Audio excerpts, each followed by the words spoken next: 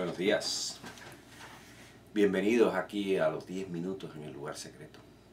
Otra semana en este año 2011 que nos reunimos y compartimos unos minutos, ¿verdad? Que estamos viendo cosas maravillosas en este mundo, estamos viviendo en una época privilegiada, estamos viendo cosas pasando allá afuera que jamás en la historia de la humanidad se hubiera imaginado.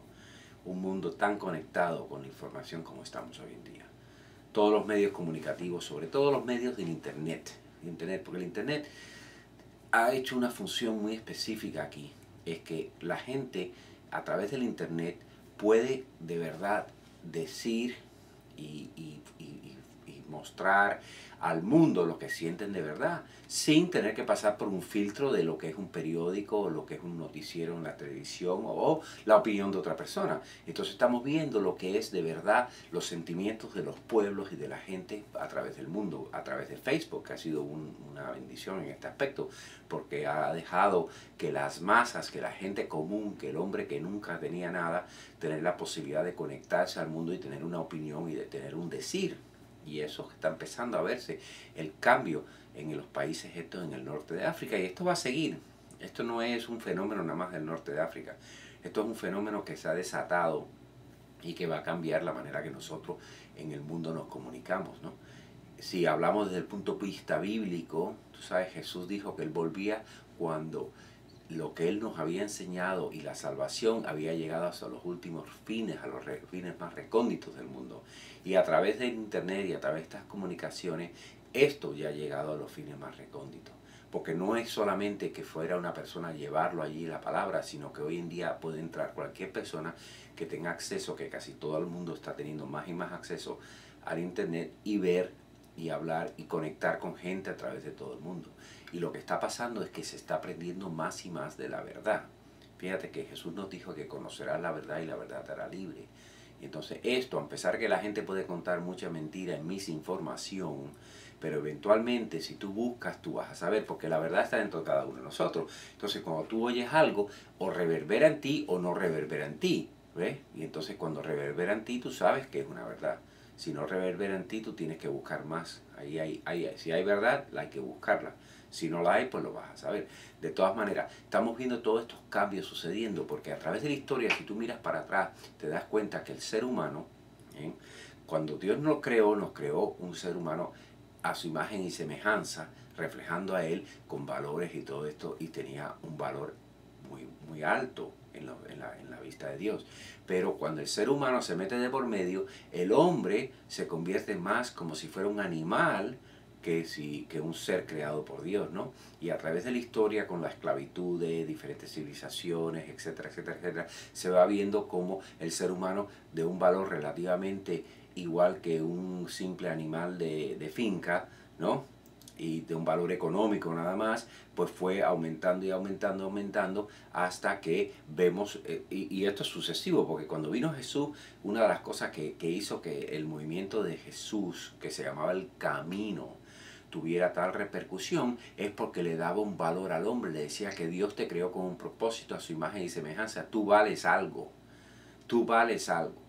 Y eso es una cosa que al hombre de aquella época era un mensaje radical, porque en esa época la gente no duraba muchos años, y entonces tenían que cuidarse mucho. Por eso que la ley hebrea decía ojo por ojo, diente por diente.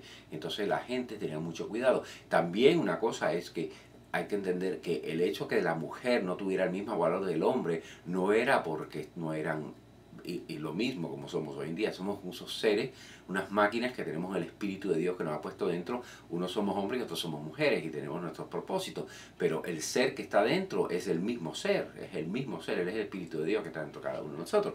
Entonces, ¿qué pasaba en aquella época? Como veían al hombre más como un animal, o al hombre y a la mujer, ¿no?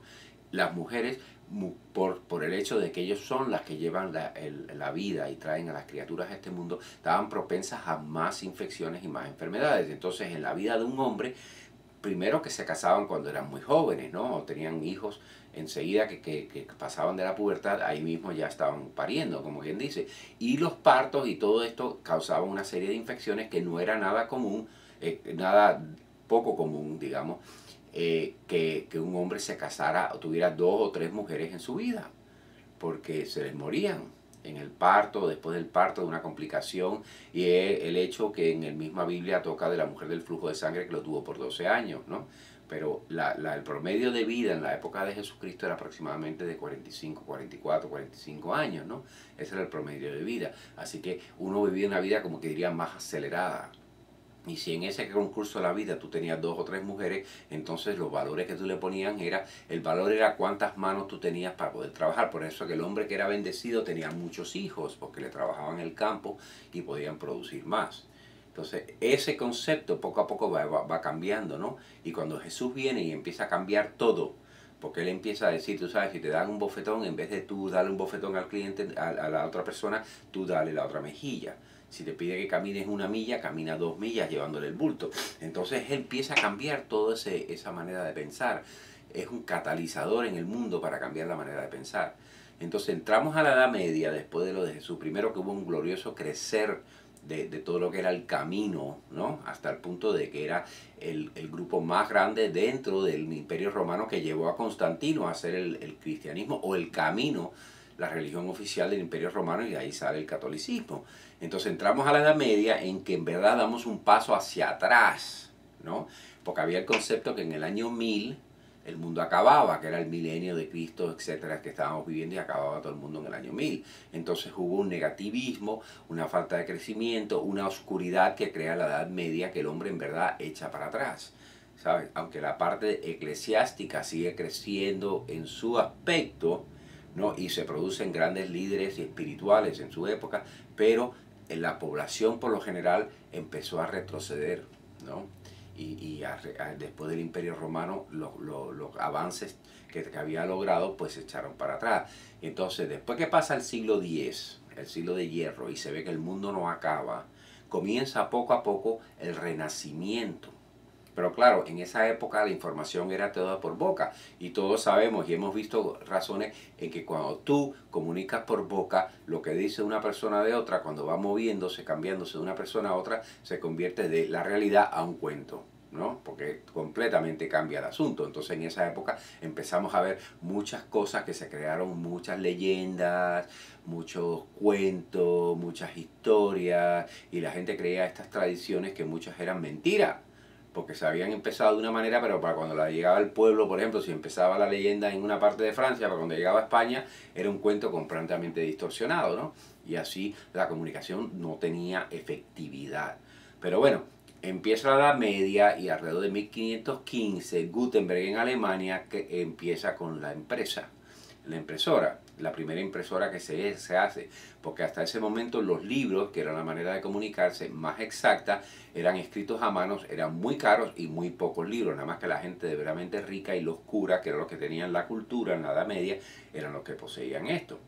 Entonces, cuando Gutenberg saca la imprenta, comienza el periodo de información de verdad, que abre la puerta a todo lo demás. Ahí empiezan los libros, ahí empieza la Biblia, que es el primer libro que se imprime, y empieza el protestantismo, porque el hombre empieza a ver la diferencia entre el cuento y la realidad. Y entonces ahí empezamos a ver los cambios, y el hombre empieza a estirarse y empieza a darse cuenta que es un renacimiento, que Dios nos creó a su imagen y semejanza, creadores capaces, y empezamos a ver un crecimiento en las artes, un crecimiento en todos los aspectos, hasta de gobierno, se crea hasta oficialmente, aunque los griegos hablaban de democracia, porque los griegos eran una sociedad que tenían mucha educación en comparación a las otras sociedades, aunque los romanos también lo tenían, pero también era su manera, ¿no? Eran diferentes clases que tenían la educación más fuerte, pero así todo, los griegos tenían su educación. Pero ahora empezamos a ver un crecimiento diferente, libros empiezan a llevar la misma información a diferentes gente y empiezan a abrirse las puertas. En fin, adelantamos y llegamos al siglo XX, y desde el principio del siglo XX hasta ahora la información como que se ha puesto a una velocidad casi de la luz, ¿no?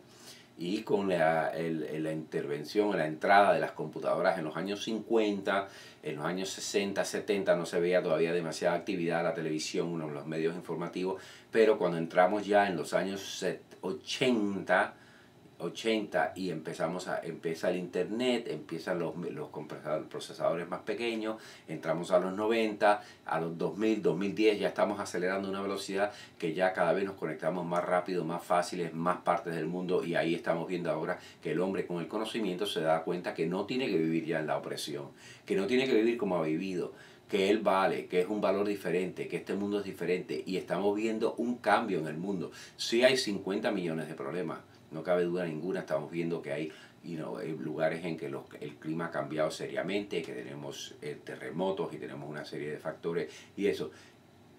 Teorías que estamos llegando a los fines de la era, es muy factible, lo más seguro que sí estamos viendo estos cambios porque es el fin de la era. ¿Y qué era? Bueno, si hablamos bíblicamente de qué era, estamos hablando de que al final de la era es que venía el rapto y viene la tribulación. O sea que puede ser que estemos entrando en esa época ahora. Pero lo bueno es que después del fin de la era no es el fin del mundo, sino es el comienzo, de acuerdo con el libro de Apocalipsis, del milenio de reinado de Cristo.